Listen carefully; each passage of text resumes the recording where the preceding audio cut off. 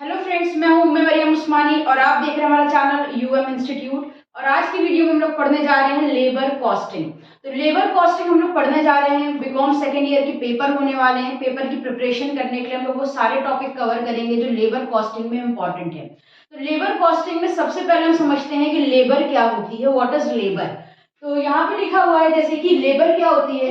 Labour refers to human effort and skill utilised in the production of goods or in the performance of service, utilized in the production of goods or in the performance of service or in the execution of job. Labour हम हर उस human effort को कहते हैं जो किसी goods के production के time पर लग रहा है। इंसान की मेहनत लग रही है, ह्यूमन एफर्ट लग रहा है किसी गुड्स के प्रोडक्शन के टाइम पर, किसी सर्विसेज के टाइम पर या किसी जॉब के एग्जीक्यूशन के टाइम पर। यानी जब भी कोई इंसान अपनी मेहनत करके किसी गुड्स का प्रोडक्शन करता है या किसी सर्विस को स्टार्ट करता है, सर्विसेज प्रोवाइड करता है अपना एफर्ट लगा के, मेहनत लगा के, या किसी जॉब को कंप्लीट करता है, किसी टास्क को कंप्लीट करता है, तो हर उस एफर्ट को, हर उस ह्यूमन एफर्ट को हम कहते हैं लेबर। तो लेबर समझ में आ गया आप लोगों के होता क्या है। जब हम कोई काम कर रहे होते हैं या किसी से कोई काम करवा रहे होते हैं तो वो बंदा जितनी मेहनत कर रहा है उस काम को कंप्लीट करने के लिए, वो उसका एफर्ट है, वो लेबर है।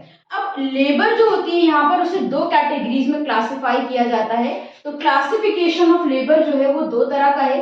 First is direct labour and second is indirect labour. जो लेबर होती है वो दो तरह की होती है। पहली होती है डायरेक्ट लेबर एंड दूसरी होती है इनडायरेक्ट लेबर। डायरेक्ट लेबर किसे कहते हैं? Labour which is directly engage in the production. Labour which is directly engage in production, वो लेबर जो डायरेक्टली प्रोडक्शन में इंगेज है, यानी जिस टाइम पर हमारा प्रोडक्ट बन रहा है उस टाइम पर, मैन्युफैक्चरिंग के टाइम पर जो लेबर वहां पर काम कर रही है उसे हम बोलते हैं डायरेक्ट लेबर। जैसे अगर किसी कारपेंटर के यहाँ कोई जॉब कर रहा है, कोई ए है, मान लेते हैं मिस्टर एक्स है, वो कारपेंटर के यहाँ जॉब कर रहे हैं, तो जिस टाइम पर फर्नीचर बन रहा है वो फर्नीचर को बनाने में वुड पे काम कर रहा है, लकड़ी को काट रहा है और उससे फर्नीचर बना रहा है, तो वो कारपेंटर जो है वो कहलाएगा लेबर। वो बंदा जो काम कर रहा है, वुड से फर्नीचर बना रहा है, तो वो क्या कहलाएगा? लेबर कहलाएगा। तो ऐसी लेबर जो डायरेक्टली प्रोडक्शन के टाइम पर इंगेज होती है उसे हम कहते हैं डायरेक्ट लेबर। और इनडायरेक्ट लेबर किसे कहते हैं? Labour which is not directly engage in production. ऐसी लेबर जो डायरेक्टली प्रोडक्शन में इन्वॉल्व नहीं होती है उसे हम कहते हैं इनडायरेक्ट लेबर। अब इसका एग्जांपल बहुत से मिल जाएंगे। जैसे एक प्रोडक्शन यूनिट है या हर फैक्ट्री में प्रोडक्शन डिपार्टमेंट होता है।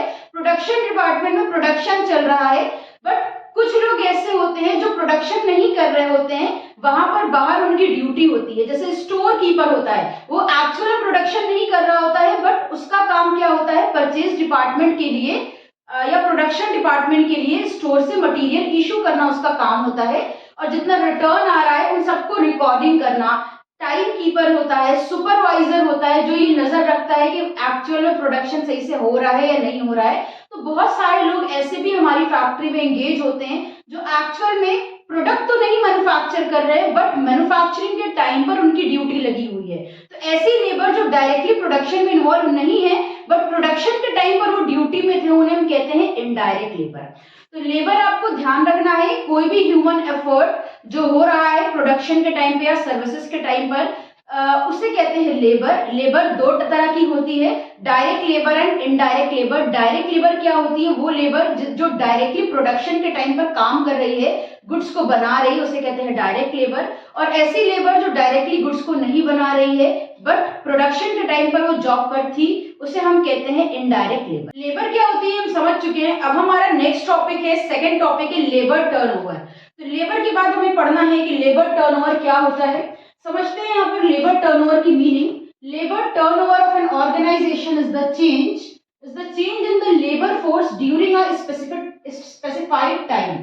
तो लेबर टर्नओवर क्या होता है? किसी भी ऑर्गेनाइजेशन का जो लेबर टर्नओवर होता है वो change in the labour force होता है। What is labour force? Labour force क्या होता है? हमारे यहाँ काम करने वाला जो लेबर है, जो वर्कर काम कर रहा है, उसमें जितना भी चेंजेस हो रहे हैं उसे हम बोलते हैं labour turnover. With in a specified time, ये भी हमें ध्यान रखना है।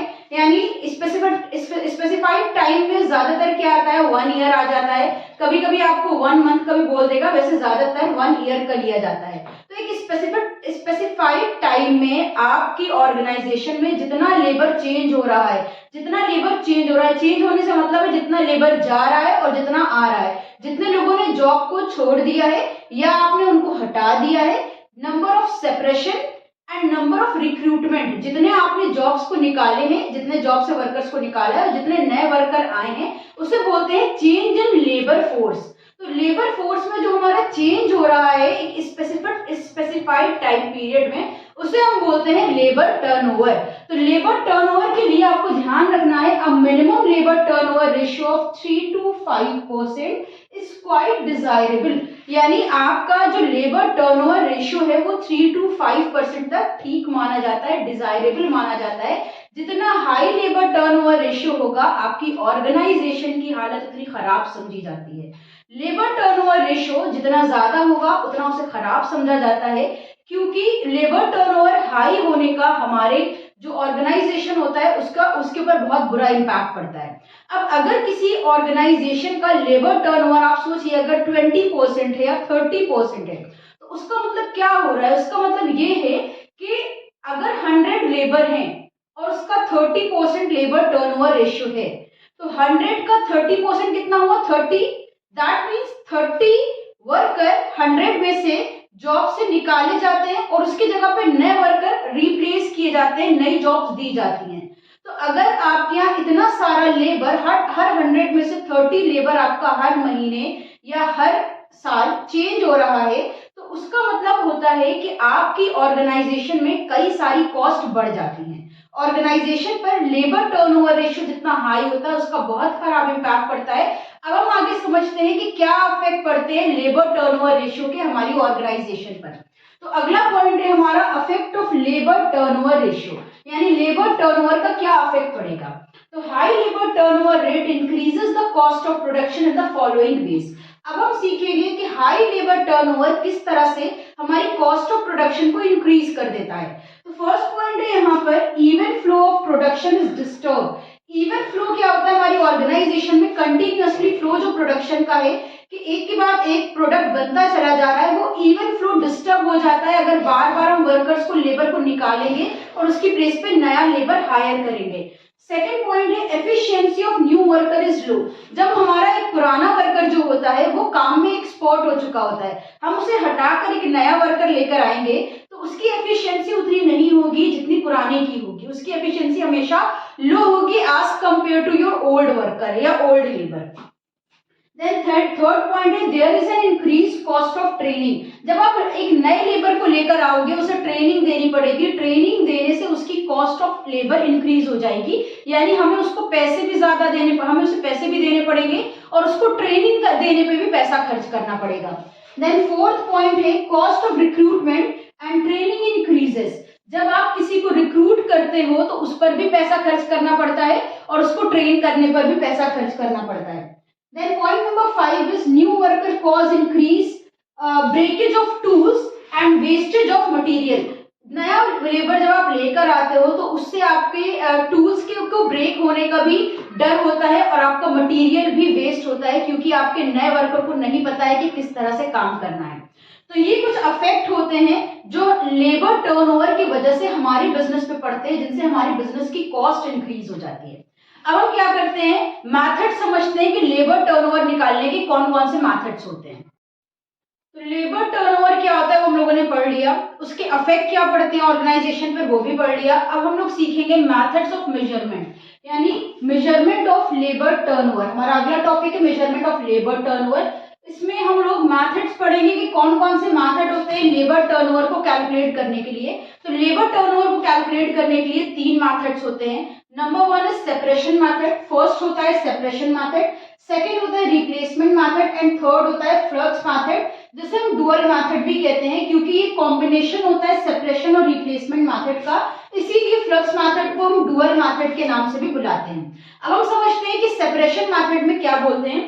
सेपरेशन मैथड होता क्या है, यहाँ पर कह रहे हैं in this method number of employees left is taken into consideration. हम लोग जब लेबर टर्नओवर रेट निकालते हैं on the basis of number of employees left, कि कितने एम्प्लॉइज कितना लेबर हमारा ऑर्गेनाइजेशन छोड़कर गया है, उस बेसिस पर जब हम लेबर टर्नओवर रेट निकालते हैं तो उसे हम कहते हैं, उस मेथड को कहते हैं सेपरेशन मेथड।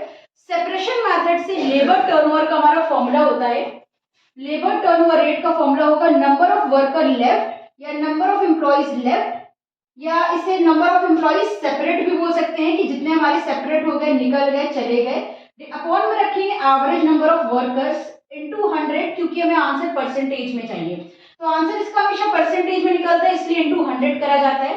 अब ये जो नंबर ऑफ वर्कर्स लेफ्ट है, ये आपको क्वेश्चन में दिया होगा कि कितने एम्प्लॉइज छोड़कर गए हैं आपका organisation. Average number of worker हम कैलकुलेट करेंगे, इसका फॉर्मूला होता है, एवरेज नंबर ऑफ वर्कर निकालने का हमारा फॉर्मूला होगा number of worker in the beginning, number of worker in the beginning plus number of worker at the end divided by 2। Number of worker at the beginning क्या होगा, for example हम मई के month का labour rate निकाल रहे हैं, तो मई की फर्स्ट डेट को जितने भी हमारे वर्कर थे हमारी ऑर्गेनाइजेशन में, वो हो जाएंगे number of worker in the beginning. किसी भी टाइम पीरियड का अगर आप एक महीने का लेबर टर्नओवर रेट निकाल रहे हो, तो उस मंथ की फर्स्ट डेट को जितना भी लेबर था वो लेबर एट द बिगिनिंग हो जाएगा, और 31 मई यानी उस टाइम पीरियड की जो लास्ट डेट होगी, उस मंथ की जो लास्ट डेट होगी, उस दिन जितना हमारे यहाँ लेबर था वो लेबर एट द एंड हो जाएगा। Labour at the beginning and labour at the end दोनों को हम प्लस करेंगे और ऐड करने के बाद 2 से डिवाइड देंगे, यानी उसका एवरेज निकालेंगे, तो एवरेज नंबर ऑफ वर्कर्स निकल कर आ जाएंगे। तो फर्स्ट सेपरेशन मेथड हम लोगों ने पढ़ा, सेकंड है रिप्लेसमेंट मेथड। रिप्लेसमेंट मेथड में यहाँ पर कह रहे हैं the number of worker replace is taken into consideration. Replacement method में हम लोग क्या लेते हैं, हम लोग यहाँ पर लेते हैं नंबर ऑफ वर्कर रिप्लेस्ड। अब नंबर ऑफ वर्कर रिप्लेस क्या होता है, जितने वर्कर हमने निकाले हैं या जितने वर्कर जॉब छोड़कर गए हैं, तो उतनी पोजीशंस खाली हैं, तो खाली पोजीशन पर विदाउट एनी एक्सपेंशन स्कीम हम लोग जो वर्कर्स को रिक्रूट कर रहे हैं, लेकर आ रहे हैं, उन्हें बोलते हैं रिप्लेसमेंट। तो जो प्लेस हमारे ऑफिस में या हमारी ऑर्गेनाइजेशन में खाली हुई है, उन खाली प्लेसेस पर जो हम नए वर्कर्स को रिक्रूट कर रहे हैं, उन्हें जॉब प्रोवाइड कर रहे हैं, उन्हें हम बोलते हैं number of replacement. Number of replacement हम लोग यहाँ पर लेंगे कंसिडरेशन में, फॉर्मूला हो जाएगा लेबर टर्नओवर रेट का number of replacement divided by average number of worker into 100। Average number of worker निकालना हम लोगों ने अभी सेपरेशन मेथड के साथ सीखा था कि number of worker in the beginning plus number of worker at the end divided by 2, दोनों को प्लस करके 2 से डिवाइड देते हैं, तो एवरेज नंबर ऑफ वर्कर निकल कर आ जाता है। तो रिप्लेसमेंट मेथड में हमें नंबर ऑफ रिप्लेसमेंट लेना है। देन थर्ड है हमारा flux method. Under this method labour turnover is calculated by taking both replacements and separations into consideration।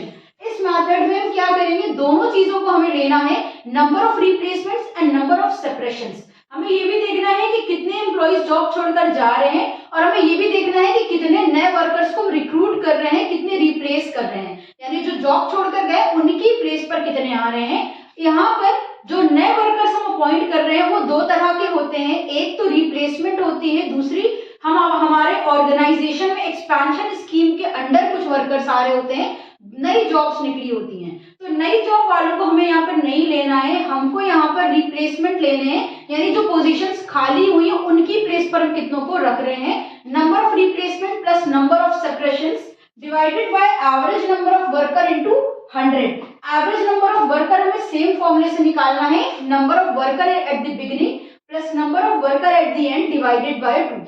तो ये हो गया फ्लक्स मेथड। हमेशा याद रखिएगा flux method is the combination of both separation and replacement method. Why ऐसा क्यों होता है, क्योंकि यहाँ पर हम नंबर ऑफ सेपरेशन भी लेते हैं, नंबर ऑफ रिप्लेसमेंट भी लेते हैं, इसीलिए इस मेथड को दोनों मेथड का कॉम्बिनेशन बोला जाता है, या इस मेथड को हम डुअल मेथड के नाम से भी जानते हैं।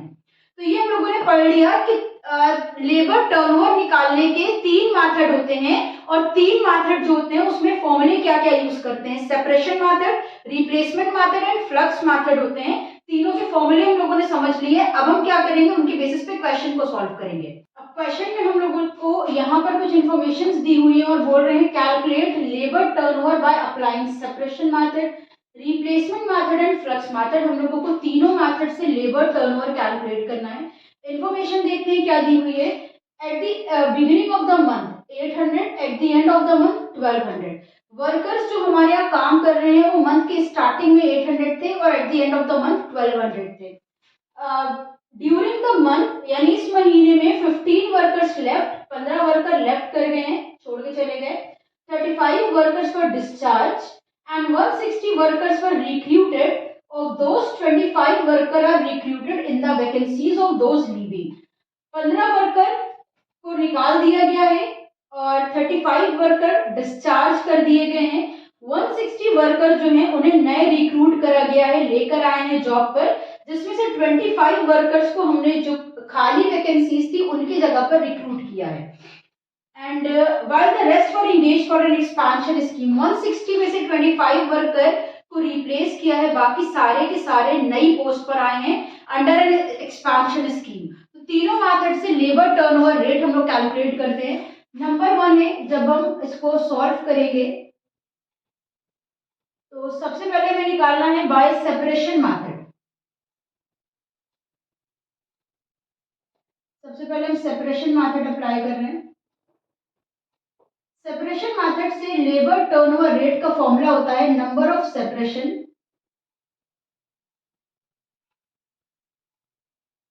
यानी जितने वर्कर हमारे यहां से गए हैं divided by average number of worker into 100। Separation ले लेते हैं। देखिए वर्कर जो हमारे हैं इस मंथ में 15 वर्कर्स छोड़कर चले गए हैं और 35 वर्कर्स को हम लोगों ने डिस्चार्ज किया है। तो 15 वर्कर्स प्लस 35 टोटल हमारे 50 वर्कर्स इस बार ऑर्गेनाइजेशन से इस मंथ में गए हैं। तो 15 वर्कर्स जॉब छोड़ के चले गए, 35 को हमने डिस्चार्ज किया। नंबर ऑफ सेपरेशन हो जाएंगे 50 इंटू 100 करेंगे अपॉन में हमें एवरेज नंबर ऑफ वर्कर रखना है। एवरेज नंबर ऑफ वर्कर हम कैसे निकालेंगे? Average number of worker, worker at the beginning है 800 और वर्कर एट द एंड है 1200, दोनों को हम ऐड करेंगे 800 प्लस 1200 डिवाइडेड बाय 2, दोनों को प्लस किया ये हो गया 2000 divided by 2। Average number of worker आ गए हैं 1000। तो हम एवरेज नंबर ऑफ वर्कर इस तरह से number at the beginning, worker at the end और वर्कर एट द बिगिनिंग की हेल्प से कैलकुलेट करेंगे। अब यहाँ पे एवरेज नंबर ऑफ वर्कर की प्लेस पर हम 1000 पुट कर देंगे। 35 प्लस 15, 50 इंटू 100 डिवाइडेड बाय 1000। इसे हम सॉल्व करेंगे तो ये निकल कर हमारा आ जाएगा 5%। तो सेपरेशन मेथड से लेबर टर्नओवर रेट आ गया हमारा 5%। देन बी है हमारा replacement method.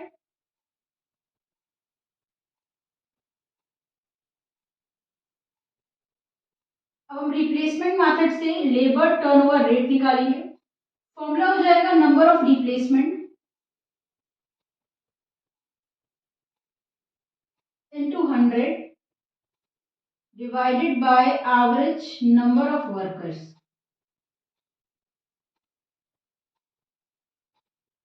Number of replacement कितने हैं? यहां पर इन्होंने बोला 160 वर्कर को रिक्रूट करा है, जिसमें से 25 वर्कर जो हैं are recruited in the vacancies of those leaving. यहाँ पर टोटल 160 वर्कर रिक्रूट करे गए हैं, जिनमें से 25 वर्कर उनकी प्लेस पर हैं जो लीव कर गए थे, जो चले गए थे। तो खाली पोजीशंस पे जिन वर्कर को हम रिक्रूट करते हैं उन्हें नंबर ऑफ रिप्लेसमेंट्स बोलते हैं। तो number of replacements are 25 upon में एवरेज नंबर ऑफ वर्कर रख देंगे 1000 इंटू 100, ये आ जाएगा 2.5%। इसके बाद थर्ड हमें निकालना है फ्लक्स मेथड से।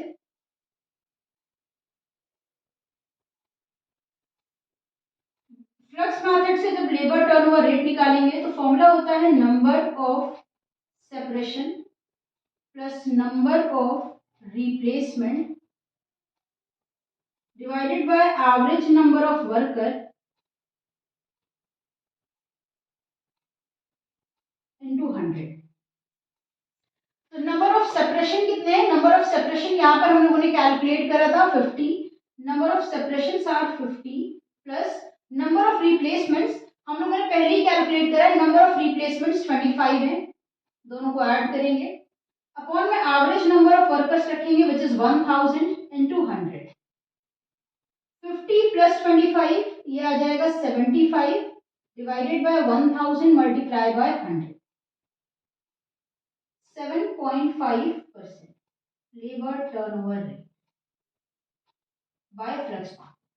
तो ये हम लोगों ने सेपरेशन, रिप्लेसमेंट और फ्लक्स मेथड तीनों की हेल्प से लेबर टर्नओवर निकालना सीख लिया है. तो आज हम लोगों ने पढ़ा कि लेबर किसे कहते हैं, लेबर कितने टाइप्स की होती है, लेबर टर्नओवर क्या होता है, लेबर टर्नओवर का ऑर्गेनाइजेशन पर क्या अफेक्ट पड़ता है अगर लेबर टर्नओवर हाई होता है, कौन कौन से मेथड्स होते हैं लेबर टर्नओवर को मेजर करने के लिए, और उसके मेजरमेंट के लिए क्वेश्चन भी हम लोगों ने पढ़ा, क्वेश्चन भी सीखा, प्रैक्टिकल क्वेश्चन कैसे सॉल्व किया जाता है. तो उम्मीद है आज की वीडियो आप लोगों को पसंद आई होगी और लेबर टर्नओवर अच्छे से समझ लिया होगा. अब आप लोग क्या करना, लेबर टर्नओवर वीडियो को देखने के बाद लेबर टर्नओवर का क्वेश्चन अपनी बुक से सॉल्व करना और देखना आता है या नहीं. अगर आपको सॉल्व करने में कोई दिक्कत हो तो कमेंट में बताइएगा. वीडियो पसंद आई तो इसे लाइक करिएगा और एग्जाम का टाइम अपने सभी फ्रेंड्स के साथ शेयर करिएगा ताकि उनकी भी हेल्प हो सके. अगर चैनल को सब्सक्राइब नहीं किया है तो चैनल को सब्सक्राइब कर दिए. इंस्टाग्राम पर फॉलो नहीं किया तो उम्मे मरियम उस्मानी के नाम से वहां पर भी है, फॉलो कर लीजिए. फिर मिलते हैं एक नई वीडियो के साथ. हमारे साथ जुड़े रहने के लिए और वीडियोस को देखते रहने के लिए थैंक यू.